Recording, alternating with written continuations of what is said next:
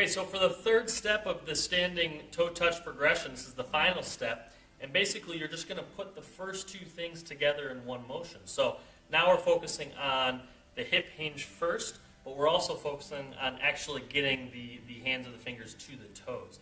And this is where we talk a little bit about there's nothing wrong with a flexion of the spine, especially when we're not loading it right now. This is a lot more about movement quality and the ability of us to lengthen the posterior chain and have the motor control to do this motion. So for now, what we're going to focus on is the first step was toes elevated still, getting the hips back to the wall, but then you're just going to add actually getting down and trying to touch the toes from this position. So putting it all together, it's going to look like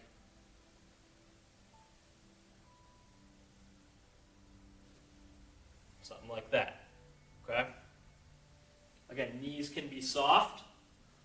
You don't have to lock the knees out here by any means. But we don't want to start with a squat. We want the hips going back to the wall.